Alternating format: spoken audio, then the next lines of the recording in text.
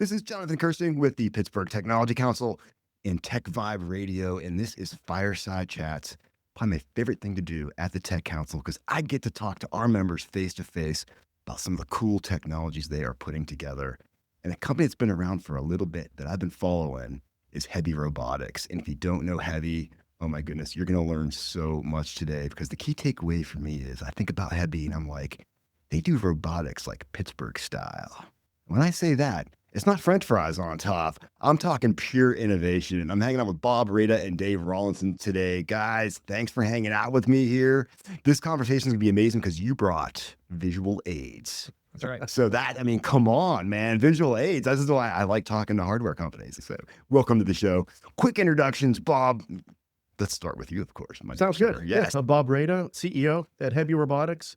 Been with the company pretty much since inception. I'm a Pittsburgher for life. So I grew up here, moved away for a little while after college when there wasn't a whole lot going on here. Yeah. But it's fun for me to be a part of the technology sort of resurgence here in Pittsburgh. So that's very gratifying. Yeah. I'm glad you boomerang back because Yeah. you know, you're definitely adding your level to our nice little cake here in Pittsburgh. That's for sure. Yeah. And I was in the software world prior to HEBI. Okay. Yeah. But I was pursuing my MBA at Tepper a little more than 10 years ago, and met up with the guys at HEBI when it was an idea, did a little project, I did love some market hearing that. research, and All right.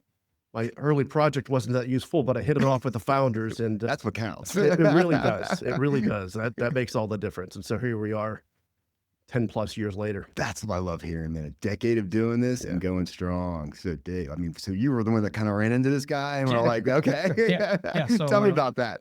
Yeah. So, first of all, so I'm Dave Rawlinson. I'm the CTO, one of the co-founders. And yeah, early on, we started doing a project with Tepper where guy's name, I'm from John Mather. Put together this whole class saying like, these heavy guys, they got something that's really cool. They don't really know what they're doing. They don't know what it's good for. You guys figure it out. And by the end of the project, we still didn't quite know what it was good for, but we were like, this Bob guy's awesome. So we should get him. And here I am thinking, what course do I want to take in this last semester? I love I don't it. want to sit in class. Let's see what projects are out there. Yeah. Robots. Robots Sounds yeah. interesting. Build stuff, get your hands dirty, innovate Yeah. some stuff. Absolutely. And what I love about what you guys do is you make robotics, for lack of a better term, simpler, because you make things that are modular. You could help companies build robots faster. Tell me more about how like HEBI works, just in general, like the philosophy behind the company and stuff like that. Yeah. So the big dream, right? The pitch is like, we want to be like Lego for robots, right? We want to put it together intuitively, quickly, and widely accessible, right? And so what we have, that we've grown from the lab moving into industry is basically a set of tools that lets you build a custom robotic system or robotic tool. I like to call them robotic tools because I feel like if we do our job right, the things that people build won't be called robots. They'll just think of them as the next generation of tools. Exactly. And so we want to enable that, for as wide a range of people as possible. So the people that have the problems don't have to work through 3 or 4 different layers of different kinds of expertise to build the thing that they want to build. They can work with it much more directly, much more quickly. You can simplify it, and it just helps people get to market faster. Not have to re-engineer things that don't need to be re-engineered because you already have it perfected. It's in this package, build on top of it, right? And a word we wind up using a lot is actually demystify, right? So simplify, but like there's a lot of intimidation around robotics, like because there are a ton of different expertises and skills that are needed to put it together. And it's also a field where there's like a lot of hype right now. And so it's not really, even people who are like technically versed in the field, it's not clear like what of the things they see out there are like actually ready for prime time versus, a little bit of, when you say it hot, I mean, it's like Ellen McCarthy said, robotics is the new electricity. And that's exactly, I mean, and you guys are energized because it is so much fun. It is so cool because the possibilities, what you guys bring is pretty dang cool. Yeah. And the fact that you said Legos, come on, man. I love that. I mean, that just makes it cement to our viewers here that these are things you literally can snap together. Simple as that to make things happen and everything. And so for 10 years, you've really been riding the whole journey of Pittsburgh's robotics. I mean, obviously, we've been doing robotics in Pittsburgh for probably 40, 50 years. But I think about 10 years ago is when we really started seeing not just research, but companies, right? Seeing the HEBIs of the world kind of come out there. What's that 10 years kind of been like? I mean, first it's probably blowing your mind. You're like, oh my God, 10 years, what have I done? It goes fast. It does. Yeah. Absolutely. So tell me about the journey just a little bit. Like, I mean, 10 years, I'm sure it's a bit of a blur, but like any kind of key highlights around? Yeah, so early on, HEBI was initially launched, and Dave didn't cover this, even before I got involved to commercialize snake robots. Right. I remember that. Yeah. Oh my God. Yes. Okay. I'm going back 10 years now. Like, this goes back like prior to 10 years. Right. And so Dave can speak to this more effectively than I can, but basically what the team learned early on was that snake robots, as cool as they are in the lab, you get outside the lab and they're just not as practical as other form factors to really get things done. Right. At the same time, the tools that Dave and his team had built to make it easier to build, repair, modify, reconfigure snake robots, those tools started to find their way into other robots. I see. And so the light bulb went off. Well, maybe these building blocks are valuable. And that's when they went to Dr. Mather at Tepper. Right.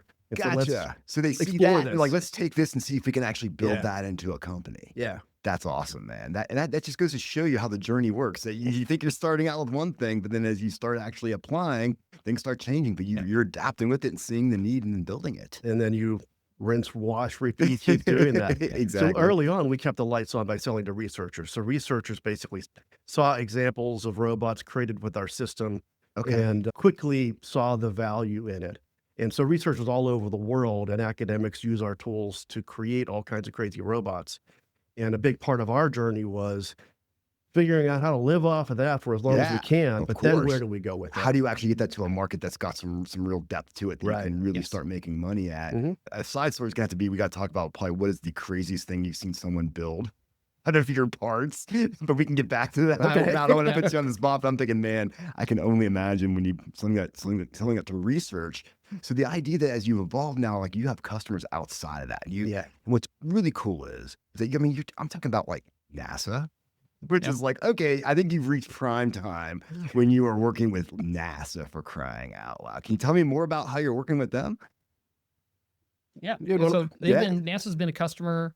JPL, there are a lot of space related organizations that have been customers from the early days. Exactly. One of the craziest robots that I can think of is one that actually NASA built kind of early on in our history. They actually drove the design of the first larger version of a module. Okay. But it's called the Super Ball bot, and it's there's trying to describe it. Maybe you'll be able to put up a video or something. Okay. But if you behind the Carnegie Art Museum, there's a sculpture out there, and it's a bunch of like poles that are held together with wire, but it climbs up into the air. Exactly. Even though it's held, so it's called tensegrity. So you have these wires, but if you pull them right, you can actually lift something up and give it structure by pulling on those wires. So they have a robot that's like that. What? But the wires are all actuated with our actuators. So it's this thing that like collapses down to a thing that looks like a bundle of Lincoln logs, but then it unfolds into this like thing that looks like a 3-dimensional hashtag with strings and everywhere, and it tumbles and moves itself around because they're designing it for like icy moons like Enceladus, where that there's gonna be these weird cracks, huge. It can crawl over and through weird obstacles, and it's hard to control. So it's good for they're exploring it, in the early stages for environments where you have no clue what you're going to be landing down into.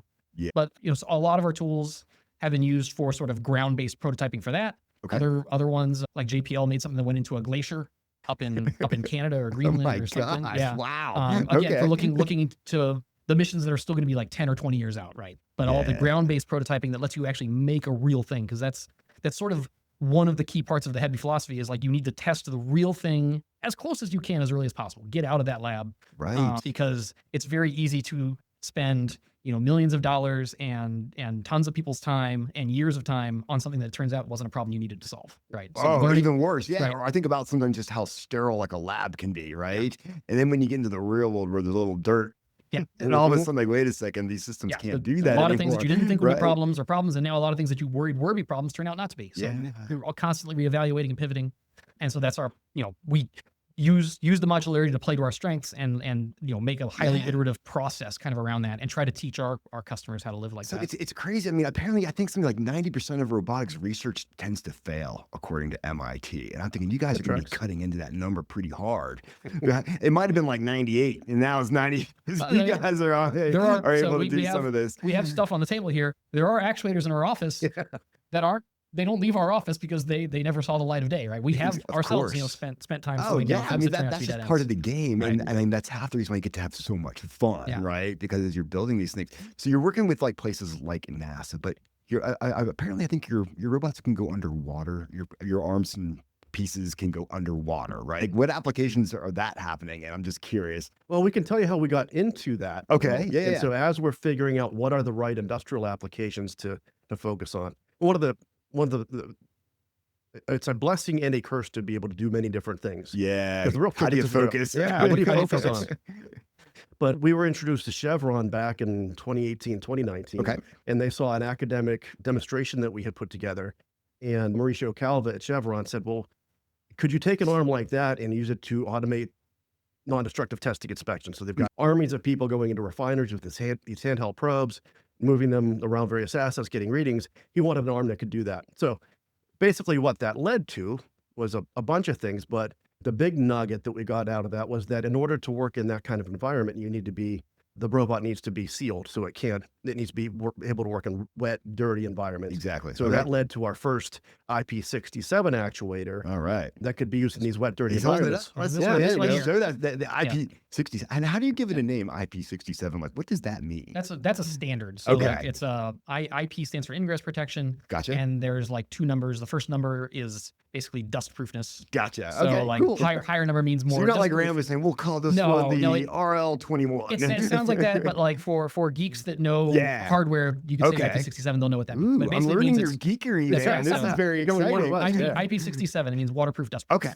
Very cool, man. And we were in the midst of kind of redesigning our first module because we'd been building our first kind of actuator for a few years at that point. We knew all the things that we wanted to change, right? If we could go back and do it over. And we were in the process of redesigning that while we were doing this, and we actually pivoted that redesign where instead of replacing an actuator, we added a new one, and then eventually got back to making another, less sealed, slightly less expensive actuator, built around kind of the same guts. So you have to tell me more about the underwater stuff. Something about something being submerged and still being able to work is pretty cool. What else is going on in that regard? Yeah, so the things we've done right now are for sort of like shallow depths, right? Kind of like pool depths. As deep as the Allegheny River. As deep as the Allegheny River, right? We've survived 20 feet. We've survived that. But we actually had a call just a few months back from a group at Johns Hopkins Applied Physics Laboratory. And they said, okay, we've looked at your R series, they're sealed, but we want to go deeper than, just like 1 or 2 meters. What can we do to do like 100 meters and then, eventually like down to 1,000? And we were like, well, we know that we could probably oil fill it, but we don't really have the facilities to really test down to that depth. And they're like, well, we've got those facilities. You're right? like, well, then we'll fill with oil. And exactly. So it's like, well, if we can do a thing, we're like, no money changes hands, but I give you a module and you put it in, you spend your time to put it in the tank. And if it breaks, I don't ask for you to pay for it. Let's get going. And so that's what we're doing. We're in the midst of doing some iterations with that, and they're doing some tests, and we're iterating and kind of putting a plan together on how we'll actually work that into a kits. And sometime in 20, we submit for like robotics awards every year. And I told Bob, like 2027 is already queued up because in 2026 we're going to make robotic arms that get bolted onto ROVs and go to 1,000-foot depth. Well, I think the skids have been greased for that award. You'll slide right into it, no problem at all. So nothing to it. That's very cool. And where are these manufactured? Are these manufactured locally or wherever you can get them done? Like, how do these come together? The parts come from all over the world, US and a bunch of other places, but all the final assembly happens at our office in Pittsburgh. Oh, nice. So you're actually like a manufacturer at the same time. And that's key to driving our own innovation, right? Yeah, because you can just do it then. You're not waiting for someone to You could do it. So much of the engineering lessons on the inside involve like watching the thing get put together and helping people put it together and being able to iterate that, do that quickly. It absolutely saved our bacon during COVID, right? Where we could actually adapt between all the parts, and especially like electronics components. Like didn't like to have to do it, but we had to redesign boards, and we could quickly change the design to make use of the parts that were available during all those supply chain crunches, where people who were working through different layers of contract manufacturers were just, especially small guys, right? Because then those guys are going to prioritize the big people, and the small people just can't fight. So being nimble like that. HEBI does not mess around, dude. That's what I love about this. You guys are like on it. Like you're making nerves. How many people are working for HEBI now? Well, there are 15 of us here in the U.S. We have an office in Austria with an office of 1. Okay. One of the co-founders is from Austria. And so he moved back and set up an office over there. You mean to say a wholly owned European owned subsidiary. Oh, very good. Yes. Make sure the legal's all good on that one. Very nice. So we're a small team. We get a lot done with a small team. That's got to be so much fun when you're coming to work every day because like you're literally hands-on with this stuff. Yeah. Like, that's cool. It's very important to us that it's a fun place to be. Good. Exciting place to be. Culture is key. It's one of the things we talked about more than 10 years ago, the importance of culture as we grow this thing. But maybe talk about that just a little bit more, because I think I pick up on that because you have the best swag out there. You guys are wearing your HEBI stuff. I had HEBI stuff. I didn't wear it today, and I feel kind of left out, and I should have worn some. But you got great swag, which means you guys want to be out there. You want to get some good vibes going. And I feel like there's some things you've done around maybe some like googly eyes and things like that, having fun with your robots. I feel like you're trying to keep a light environment, but very serious because, of course, you're engineering pretty wicked stuff. Tell me more about that and how you keep it fun, and maybe talk about some of these googly eyes, because this kind of goes into that Pittsburgh style of robotics. It may not have French fries on top, but you might find a heavy built robotic that might have a set of googly eyes on it. I think it all starts with a clear mission. Okay. And so the mission at HEBI, our core purpose of being is to make it easier to build robots. Right. So we do a lot of different things, and it might seem like we're flailing around but we're really not. Okay. Everything we do, every project we take on, every product we build is centered on that mission of making it easier to build robots in a lot of different ways. That's like your North Star. That's the thing that always guides you whatever you do. It's something that someone can take, put it into a system that's going to create a bigger robot, and this is helping build that robot. Right. Okay. So that core foundation is something that, I mean, that's going to excite some people and not others. And that's one of the ways you can figure out who is a good fit for the culture. Gotcha. So you're looking for that passion from somebody. Yeah. They want to come and like take some things apart, figure out what's wrong with them, or make them better, or create new ones and everything like that. Yeah. Well, and like what you said, we don't mess around, and Bob's, you're right. Like the things, because we're customer driven, right? Like we are funding the company with our own customers. Right. We have to deliver things, and we have to make promises and deliver things that provide real value to real people today. Oh my God. Right? So God forbid, right? God forbid, Isn't that amazing? And that's really motivating, right? Yeah, Is totally. like, okay, it's limiting, right? Because we don't get to work on maybe some of the super sexy whiz bang stuff, but it is still cutting edge. It is still advancing the state of the art in the industry, and it's out there today doing real things, doing mission critical stuff. And I'm really glad you brought that side of it up. I mean, everyone gets lost sometimes in the glitz and the glam of like building a tech company or a robotics company. It's like, but the idea is you got to have customers. At the end of the day, it's like, and that's really tough in the robotics world. I mean, taking the research from the lab and getting it out there to something that people are going to buy in numbers so you can pay yourselves and have a profit at the end of the day is a lot to be said. And you guys have really paid attention to that, which I think is just awesome. I think that's something that people can really learn. Yeah. Because I've seen a lot of this over 30 years where people get really cool stuff, but is that something that someone's really going to buy? Right. And you guys were looking at that even the earliest parts on when like the snake robot is cool, but like it's not really gonna, and then you're like, wait a second, we can take the fact that this is in sections and actually build things out of it to you guys are on it. So this is where I want anyone out there who's watching, if they're thinking about building a company, just look a little bit about this and keep that in the back of your mind. Because that's just really important out there. I mean, it's easy to get lost in the googly eyes and the French fries and stuff like that. So that's why I like to take a step back and be like, you got customers, man. But the fun is an important part, right? So like one of the things I like to say is like if you're working in robotics and you're not having fun, you're doing it wrong. There you go. It shouldn't be that hard to do it. That's the quote of the day. Finding the people that are driven by that mission, but keeping the environment, lighthearted, because we're new at it. We're still making mistakes. There's one of the things I think that kind of comes with like the Silicon Valley type of innovation is they do think different, but it kind of comes along with sort of an institutional disrespect for expertise. Interesting, right? And you can see both ways, right? Like you are sort of reinventing the wheel. You are doing things differently, but especially in a lot of the worlds that we're in, a lot of our company has been, and Bob's been key about having us refocus on like, okay, what are we good at? What is our core part? Exactly. And how do we partner up with others and take advantage of that expertise as opposed to think like, we can own the whole thing ourselves. Exactly. The other thing I think is interesting when you bring up like places like Silicon Valley is their culture is way more tolerant of failure. What are your thoughts on like learning from failure and so forth? I think that's probably pretty important to what you guys do, because you're always trying to do something a little different and it's not always going to work. So you just don't say, oh, we failed, so we're going to be shamed to death. Like, no, it's like we learn from that and move forward. Like, what do you do? Let Bob take a swing at that one. Okay. You could take a look at our HEBI swag. If I were to stand up and you'd look at the back of my hoodie, it says design, build, iterate. Okay. So we're all about the iterative process. The iterative process, 100%. And making it possible to get your robots built into the real world, try it, see what happens. It's not going to be perfect, but you can iterate on it. And so it's a series of failures that lead up to something that is, the right solution. And like Dave said, we're learning things all the time. We're making mistakes all the time. That's part of. I like hearing that. That's part of the process. I appreciate the candor on that, because I mean, sometimes people like they're engineers and they want to be smart and they are smart, but they're like, you can't admit failure. It's like, no, like part of it's screwing it up and going back, learning from it, make it better and keep trucking ahead. So it's great stuff. There is definitely a big embrace of failure in that culture.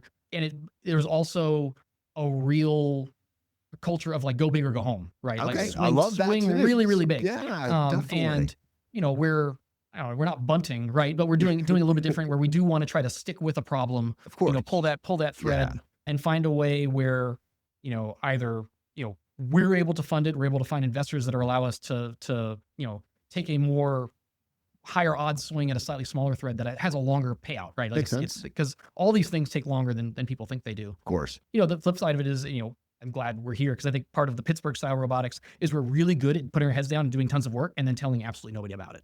Right.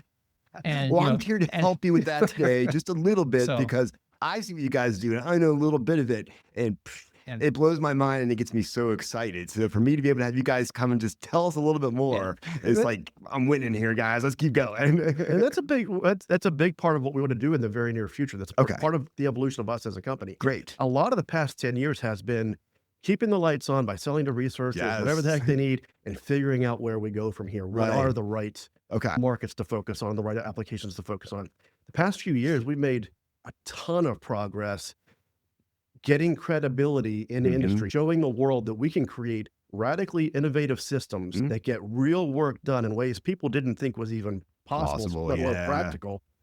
We've done a lot of that in the past few years, and now we're at a point where we are in a better position to talk about some of these things in a way that makes sense outside of the academic lab. Exactly right. Yeah. I think it also sets up the fact, we talked about this a little before we started recording this today, and I was really glad that you brought it up, is the fact that so many times Pittsburgh wants to compare itself to other regions. And I feel like the type of work that you're doing is going to make other regions compare themselves to us. Like robotics, done Pittsburgh style. It's like, that's it. We're not trying to be like Boston or any place like that. We're Pittsburgh, dude, and we're pretty badass, right? And I want people to be like, I got to do what HEBI's doing, right? And looking at you as like what they're going to aspire to do. Yeah. Okay. Yeah, there's that culture here in Pittsburgh, and there are a lot of us. Yeah. It's something I embrace. It's like, for those of us that grew up here, it's ingrained in our personality. Grab that lunch pail and go get stuff done. Exactly right. So switching gears a little bit, tell me about some of the stuff that you're currently working on. I mean, you're always working on new projects. What's some fun stuff in 2026 that has you kind of fired up? You want to continue the NASA story? Yeah. Okay. Actually, Cool. You asked a question about NASA, and I went, kind of the old part of the story, and then didn't bring it back up. So, okay, well, let's go back to NASA. Let's go back to NASA. So we have, one of the ways we've been keeping the lights on is we've been doing some what's called SBIR work, so Small Business Innovation Research grants that are sponsored by different government organizations, and the idea is to get small companies to create innovations that the government needs and hopefully has other commercial customers on the way, right? And so NASA, we have one with NASA where we finished a phase 1 to look at the feasibility of taking our actuators, which different groups at NASA, like I said, already used for prototyping, but start taking the steps of saying, okay, how could we make this suitable for flight? Like actually going into orbit, actually going to the moon. And the phase 1 is really just understanding, okay, what's involved with that, right? Exactly. Just a bunch of learning. And then the phase 2 is actually going to start to prototype some hardware that will hopefully end in like a demo in orbit. That's what I want to hear. Demo in orbit. Exactly. So that's on your next shirt. Yeah. Demo in orbit. Demo in orbit. Yeah. And think about the big picture here. Again, our mission is to make it easier to build robots. And so that fits into the whole picture. So NASA uses our system terrestrially to try things out, create robots. Yeah. Now that same code, that same design can transition, just take a different Lego. You can keep using it. Yeah. You can keep, it's like having your Lego set as a kid. You buy new sets, but you can still use the old ones and you build from them and everything. Take that same like design, that. but build it with a different Lego. Now it can be used in space. That's I'm loving this Lego analogy, man. It's making all me about, nostalgic. It's all about saving time, right? Like speeding up that integration, speeding up that development. Because even when you look at things like spacecraft, right? Even systems that are incredibly, costly, like, they just a ton in the hardware there. Most of the cost of the actual project is actually people's time, right? Time spent doing it. Like it's still, you address that problem directly because here's the part. It's especially, you don't have to invent this. Particularly these one-off missions, right? Like sending a rover, like all these cutting edge things where NASA's making one of something. Maybe they'll make 2 or 3 of something. Yeah. It's saving people's time and, saving time and still delivering something that you're extremely confident in will work. Well, so that's why they're interested in getting this technology, something they can move to the next step. What gets me really excited about this is you think about I'm so happy that the United States is once again really wanting to put stuff into space. I think about companies like Astrobotic here. I mean, we're going to need so many robots. It's not even funny. We're going to be doing these things, like actually making this leap to Mars, right? Yeah. And then we're going to the moon first. All this requires robots at the end of the day and automation and pieces. And so I'm like, man, you guys are like ready to go. Like, and you have this case where it's like, we have these parts. You don't need to reinvent it. You can save probably millions of dollars on this project because we've done that for you and we can sell it to you for a fraction of the cost. One of the most interesting events I've gone to in the past couple of years was an event put on by NASA called Space Logistics. Okay. It's basically a couple of days of experts talking about what we need to build in space to support all the things we want to do. Right, it's mind-boggling. You think about all the moving parts here on Earth. Right. To get things where they need to go, supplies, electricity. Okay, now we need to do all these things in space, and it's a blank slate.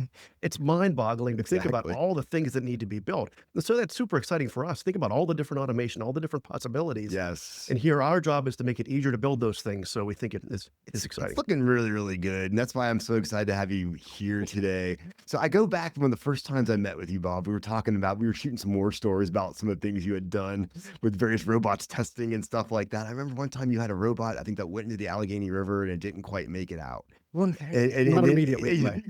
It was an expensive robot as well, too. I remember you telling me something about you found like a dive team and you gave them a case of beer and they went in and they brought it out. And when it came out, it seemed like it was pretty good shape. You said it was missing a key part. I think it was a googly eye. Googly eye. Yeah. So tell me about your fascination with googly eyes and why all robots must have googly eyes, for crying out loud. I guess that's just a thing that I don't know if it started at CMU or what, but it's not a robot till it has a googly eye. It's definitely a thing people do at aiming, right? Sometimes we're not like designers, so a lot of times you can't tell what end of the robot is the front really easily. So putting googly eyes got to find a head on it somewhere, right? Does help you know which end is the forward. And yeah, like it's a good way of. I feel like it is. Turns out it has walked the balance of like adding a little bit of fun without people not taking it too unseriously. Exactly. Right? Yeah. It's kind of that right balance that seems to people. Okay, these people are cool, but the robot is still like the real thing. Exactly right. No, I think that's like the perfect like HEBI touch to put on the serious stuff that you have, put a touch of whimsy on it just to be like, yeah, man. And the googly eye that was still on that robot was pretty waterlogged. Was it? Yeah. It was sad the pupil was way at the bottom. There was some retinal detachment or something. Yeah. Well, I'm glad you retrieved the robot and dried it out. But you put it like in a big bag of rice, like shake it up. Like the robot worked. It's fun. We still use that robot. Yeah.